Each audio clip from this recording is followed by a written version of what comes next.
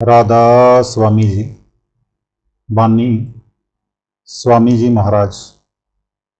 सत्संग गुरु मिले जब दुनका पेती। पंडित पढ़ पढ़ वेद बखाने, विद्या बल सब जाई। पंडित कहते हैं मैं आलिम, मैं फाजिल, मैं गुनी, मैं ज्ञानी, मगर संत कहते हैं कि वेद पढ़ने से मुक्ति नहीं। अगर वेद पढ़ने से मुक्ति होती तो रावण की होनी चाहिए थी, जो 4 वेदों का पढ़ा हुआ पंडित ही नहीं बल्कि टीकाकार भी था। रावण के वेद बाछे टीका के मुकाबले में और कोई वेद बाछे नहीं, मगर ये वही रावण है जिसने सीता का हरण किया था, जिसकी हम हर साल रामलीला में नकल बनाकर आग लगाते हैं। अगर सारी उम्र लोगों के विवाह में गीत गाते रहे, अपना विवाह ना हुआ तो क्या फायदा। अगर सारी उम्र पढ़ते रहे, अंदर ना गए तो कोई फायदा नहीं। सो आप अंदर जाने की कोशिश करो। इसके विपरीत लोग सारी उम्र पढ़ पढ़ कर थक गए मगर मुक्ति ना हुई। हम वेदों की निंदा नहीं करते, बल्कि जो वेदों का कहना नहीं मानते वह ठीक नहीं। वेद तो कहते हैं कि तुम्हारे अंदर खंड ब्राह्मण है, चलो अंदर और देखो। जिस चीज़ की तारीफ किताबें करती हैं वह आपके अंदर है, जब अंदर जाओगे तब मिलेंगी। बुद्धि चतुरता काम न आवे, आलिम रहे पछताई।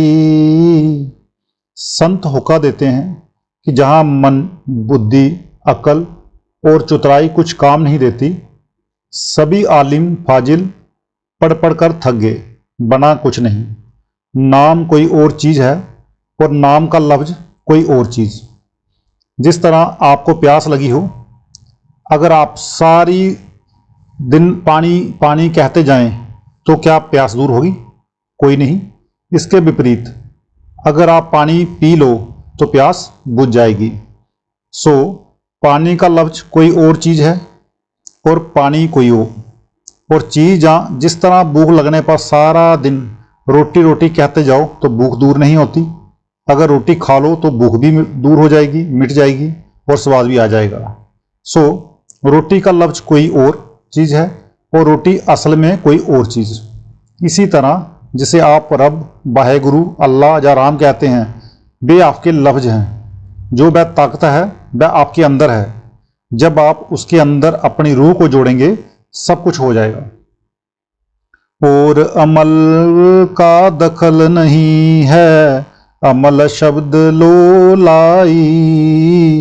जहाँ और कोई अमल कारगर नहीं होता, अगर कुछ कारगर होता है तो इसके अंदर वह कलामे इलाही है, शब्द है।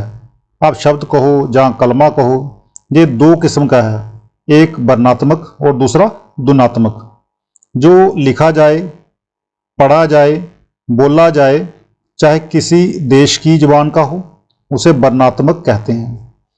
ये 4 किस्म का है, परा, पश्यंती, मध्यमा और बेखरी। एक वह जिसमें मन की सूक्ष्म वृत्ति के जरिए नाभि में जो जोगी जन हिल्लोरे उठाते हैं, दूसरे मन के जरिए हृदय में बोला जाता है, तीसरा वह जो मन के जरिए कंठ में धीरे धीरे बोला जाता है, चौथा वह जो जवान से बोला जाता है। जिस तरह हम सब बोलते हैं, ये 4 किस्म का वर्णात्मक शब्द है। जो वह नाम है वह सबसे परे है, वहाँ कोई लफ्ज नहीं। जब कोई लफ्ज नहीं तो किताब भी नहीं। वह सबकी जानों की जान है। जब तक रूह उसके साथ नहीं जुड़ती, मन काबू में नहीं आता। ना ही रूह रूहानी मंडलों पर जाती है, चाहे करोड़ों किताबें पढ़ लो। जब तक अंदर नाम के साथ रूह ना जुड़े, शब्द की लज्जत ना आए, कुछ नहीं बनता। बुल्ले शाह आलिम फाजिल था, उसने 40 साल तक किताबों की खोज की। किसी ने कहा, ए मियाँ क्यों टक्करें मारता है, कसूर में इनायत शाह राई रहते हैं, उनके पास जा। जब उनके पास गया, उन्होंने रास्ता दिया। जब कमाई की, पर्दा खुल गया, रंग चढ़ गया। जब अंदर प्रेम आ जाए, वह मालिक पर्दा खोलने के लिए तैयार है। सो एक दिन सारी किताबें चारपाई के नीचे रखकर उस पर बैठ गया। शरीयत वालों को पता लगा। उन्होंने कहा कि इसने तो कुफर किया है, इस पर फतवा लगना चाहिए, मगर पहले हमें पूछना चाहिए कि तूने ऐसा क्यों किया। इकट्ठे होकर बुल्ले शाह के पास आए और कहा कि ये क्या। बुल्ले शाह ने कहा, अच्छा हुआ कि आप आ गए, मेरा एक सवाल है, पहले उसका जवाब दो, फिर जो आपकी मर्जी हो कर लेना। उन्होंने कहा, बता क्या कहना है। बुल्ले शाह ने कहा, मुझे एक बहुत अच्छी चीज़ की ज़रूरत थी, वह मैंने किसी से मांगी, वह कहती है कि मैं आज देता हूँ, कल देता हूँ, जहाँ से देता हूँ वहाँ से देता हूँ, मगर 40 साल तक ना दी। आपकी शरअ उसे क्या सज़ा देती है, क्या फतवा लगाती है। उन्होंने कहा कि उसे जीते जी जला देना चाहिए। बुल्ले शाह ने कहा, वह ये किताबें हैं। सभी अपना अपना मुंह लेकर चले गए। सो वह शब्द, वह कलमा, वह बांगे आसमानी आपके अंदर है। अगर हो सके तो घंटा 2 घंटा अंदर बग दो, फिर जहां आने की जरूरत नहीं। गुरु मिले जब दुन का बेदी, शिष्य बिरादर आई। जब कोई रूहानी मंडलों पर जाने वाला, शब्द की कमाई वाला, शब्द स्वरूपी, शब्द व्यासी गुरु मिल जाए, तालिब यानी कि शिष्य आशिक होकर आए, मुर्शिद का खौफ हो, रूहानी मंडलों पर चढ़ने का तब कुछ फायदा होता है। मुर्शिद चाहे हिंदू हो या मुसलमान हो, जब तक हम जहाँ यानी आंखों तक बैठे हुए हैं, जहाँ तक अलग अलग लफ्ज हैं, जब ऊपर जाओ तो वहाँ कोई लफ्ज नहीं, ना कोई कौम है, ना मजहब है। यही दादू जी पलटू जी कहते हैं, एक ही राह है, एक ही कानून है। ये नहीं कि हिंदुओं का और मुसलमानों का और है, और ये जो कानून बना हुआ है उस मालिक का बनाया हुआ है, किसी इंसान का बनाया हुआ नहीं। हम इसमें ना बढ़ा सकते हैं, ना तब्दीली कर सकते हैं, और ना कोई अदल बदल ही। बस सबके लिए एक ही है। जब हांड, मांस, कान, नाक आदि सब कुछ एक हैं, तो रास्ता अलग अलग कैसे हो सकता है। बेशुमार फकीरों ने अलग अलग तरीके पेश किए, लेकिन इन 6 चक्रों में ही रहे। ये रास्ता 6 चक्रों से ऊपर का है, जब से खुदा है तब का चला आ रहा है। मतलब ये कि मुर्शिद रूहानी मंजिलों का बेदी हो और तालिब रूहानियत का शौकीन हो। सूरत शब्द की होए कमाई, तब मन कुछ ठहराई। वह प्रेम प्रीत के साथ मेहनत करके अंदर पर्दा खोले, रूहानी मंजिलों पर जाए, तब मन कुछ काबू में आता है, नहीं तो मन को ठहराने का कोई इलाज नहीं। हिरस हवस से हाथ न आवे, तन मन देव चढ़ाई। कहते हैं ये इश्क और प्रेम का मार्ग है, बुद्धि का मजमून नहीं, लोभ, लालच और विचार का काम नहीं। ये प्रेम का मजमून है, जान कुर्बान करने का मार्ग है। ये चीज़ बातें करने से नहीं मिलती, बल्कि कुर्बानी करने से मिलती है। ये मेहनत की चीज़ है, कुर्बानी की चीज़ है। कहते हैं एक बुनगा पतंगों की सभा में मिल गया। पतंगों ने देखा कि ये तो पतंगा नहीं। उन्होंने पूछा, तू कौन है? कहने लगा, मैं पतंगा हूँ। उन्होंने उसकी आजमाइश के लिए कहा कि जा देख, शहर में दिए जल रहे हैं। आकर कहता है कि जी जल रहे हैं। उन्होंने मार मार कर निकाल दिया कि अगर ये पतंगा होता जलकर मर जाता और वापस ना आता। यही हिसाब हमारा है, यानी ये कुर्बानी का मजमून है। बुल है बसी और कपटी जन को, नेक न दुन पति आई। अब कहते हैं कि जिनके अंदर हिर्स और हवस है, लालच है, हृदय मैल से भरे हुए हैं, उनका दरवाजा कदाचित नहीं खुलता। वह मालिक अंदर नहीं आने देता, यानी जिसके अंतःकरण में दुनिया की ख्वाहिशें होती हैं, जब वह अंदर जाता है तो वे ख्वाहिशें उसे बाहर खींच लेती हैं। जब तक शब्द के साथ पूरा प्यार ना होगा, वह कबूल नहीं करता। वहाँ सच्चा कानून है, सच्चा इंसाफ और सच्चा इंतजाम है। जे दुन है दुर लोक अदर की, कोई पकड़े संत सिपाही। कहते हैं कि ये ताकत सारी दुनिया के अंदर है, क्या हिंदू, क्या मुसलमान, सिख, ईसाई, यहूदी और दूसरी कौम वाले, सबके अंदर है और आती दूर स्थान से है। लेकिन इस हालत के बावजूद कोई कोई सूरमा महात्मा ही से पकड़ता है, मन और इंद्रियों से लड़ाई करके, तन मन कुर्बान करके ऊपर पहुंचता है। शब्द धुन सबके अंदर है, मगर पहुंचने के लिए काफ़ी मेहनत, सच्चे शौक और प्रेम की जरूरत है। जिन्होंने एक बार पकड़ लिया उनकी क्या गति होती है, आगे कहते हैं। मन को मार करें असबारी, गगन कोट बैलियां गिराई। जिस तरह माया के खजाने के ऊपर सांप बैठा होता है, अगर माया लेने जाओ तो डसता है, इसी तरह नाम की दौलत हर एक आदमी के अंदर है, लेकिन हृदय पर मन रूपी सांप बैठा हुआ है, वह डसता है और नाम की दौलत नहीं लेने देता। हमारा ना कोई मजहब दुश्मन है, ना कोई कौम दुश्मन है। अगर कोई हमारा दुश्मन है तो मन है। अगर मन मर गया तो जन्म मरण खत्म हो गया।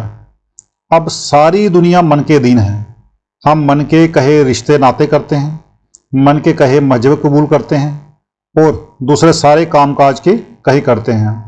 मन रूह पर सवार है, मगर जब रूह अंदर नाम की लज्जत लेगी तो मन पर सवार हो जाएगी और अपने घर पहुंच जाएगी। खाई सुन पार में दाना, महासुन ना का परमाना।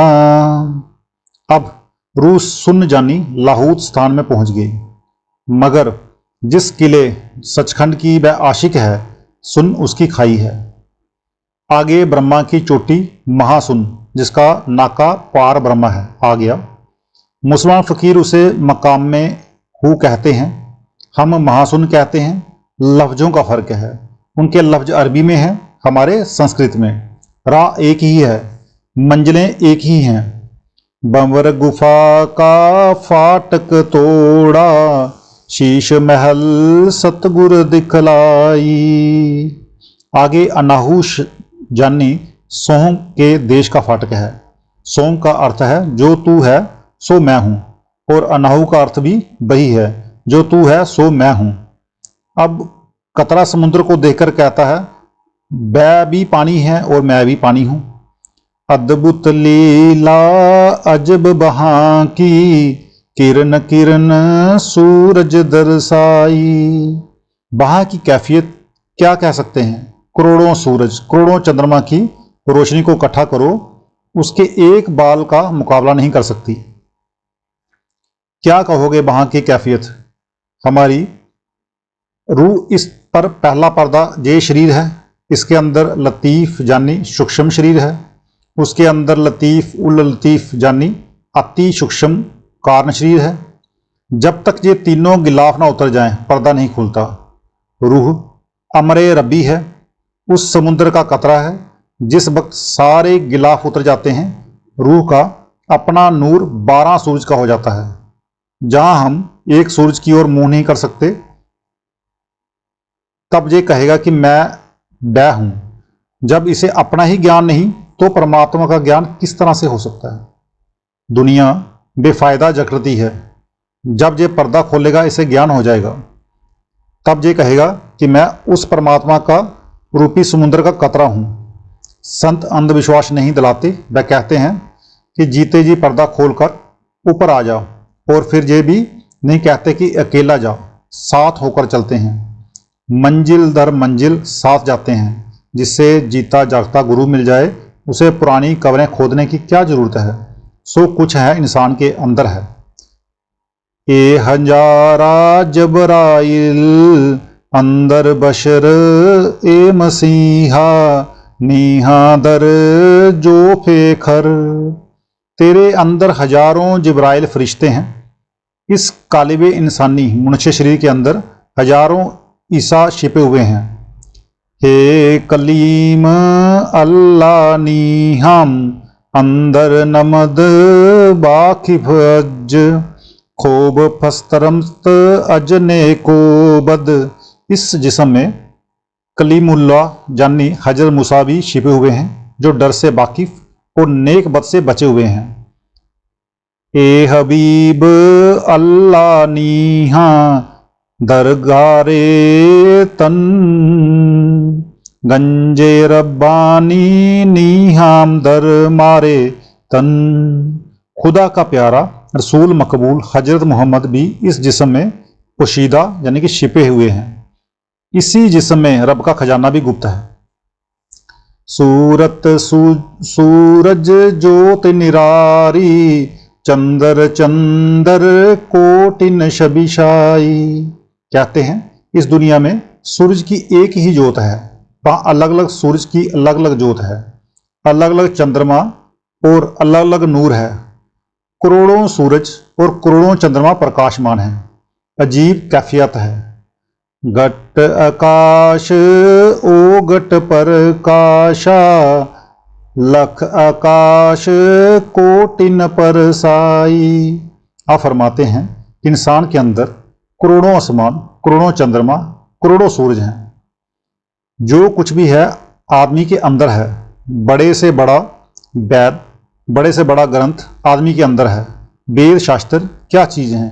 बलि, पैगंबर, अवतार, जिन्होंने कमाई की, पिंड को छोड़कर ब्रह्मांड में चढ़े, सचखंड पहुंचे, जो जो नज़ारे अपने अंदर देखे, हमारी हिदायत के लिए अपनी अपनी भाषा में लिख दिए। रास्ते की रूहानी मंजिलों का जिक्र कर दिया। वे हमारी मजहबी किताबें बन गई। ये मजमून आशिकों का है, खोज करने वालों का है, दुनिया के मुरीदों का नहीं, दुनिया के लालचियों का नहीं। संत मंत सारे संसार का साझा है और सबसे ऊंचा है। हर एक के अंदर ईश्वर ने मुकम्मल सामान रखा हुआ है, चाहे वह किसी देश, किसी कौम का क्यों ना हो। भीखा जी कहते हैं, भीखा भूख को नहीं, सबकी गठरी लाल, गिरह खोल ना जान सी, ताते बे कंगाल।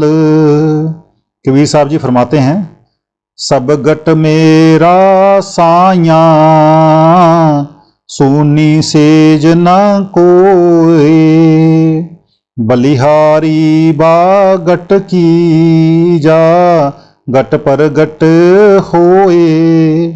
जिससे मनुष्य जन्म पाकर दरवाजा खोल लिया, बड़ाई उसी की है। जे लीला कुछ अजब पेच की, उल्ट पलट कोई गुरमुख पाई। हम मजहबी किताबों के पीछे पड़े हुए हैं और ललड़ मरते हैं। हमारी रूह का रुझान अंदर के समान की तरफ नहीं। जब बागे से कोई गुरु मिले, जे ऊपर चढ़े तो वहां की कैफियत मालूम हो। जे फकीरों का मजमून है, कोई आसान बात नहीं। जब तक तवज्जो को इधर से हटाकर ऊपर ना लाओगे, तब तक वह नहीं मिलता। कहाँ लग बरनू बेद अगाधा, जो कोई लावे सुन्न समाधा। आप कहते हैं उस देश की कितनी महिमा की जाए। अगर किसी को उस कैफियत को मालूम करना हो तो वह पारब्रह्मा के देश में आ जाए। हमारी रूह पर स्थूल, सूक्ष्म, कारण, ये तीनों शरीर, 5 तत्व, 25 प्रकृतियां, 3 गुण, मन, बुद्धि के गिलाफ चढ़े हुए हैं।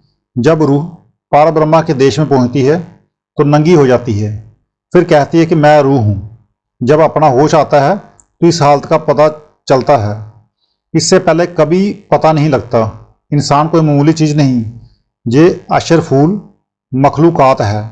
इसने पर्दों में आकर अपनी कीमत समझी ही नहीं। समझ बूझ गूंगे गुड़ खाई। फरमाते हैं, अगर गूंगे आदमी को कोई मिठाई देकर उसकी लज्जत पूछे, उसकी जुबान नहीं, वह क्या बयान करेगा। ये बात तो इस तरह है, काराहा की है खबर शुद्ध, खबर शवाज नियामद। जिस तरह किसी को उसकी खबर लग गई, वह फिर बाहर आकर बातें नहीं करता। यही भीखा जी भी कहते हैं, भीखा बात अगम की, कहन सुनन में नाही। जो जाने सो कहे नहीं, कहे सो जाने नहीं। अकत अकह की बात निराली, क्यों कर कहूँ बनाई। आप कहते हैं कि ये चीज़ अकत है, कहीं नहीं जाती, ला बयान है, वहाँ जवान कोई नहीं, बयान में क्या आए। बाहर दुनिया में इंसान अपने दिल का ख्याल दूसरों पर जवान से जाहिर करता है। जहाँ जवान कोई नहीं, ये कमाई की चीज़ है, कोई मामूली चीज़ नहीं। राधा स्वामी राज शिपे को प्रगट कर सरसाई। फरमाते हैं कि जो माली का भेद है उसने उसका इशारा कर दे दिया है। जो खोज करने वाले हैं अंदर जाकर देख लें, इशारा काफ़ी है, ज़्यादा कहने की ज़रूरत नहीं। राधा स्वामी जी।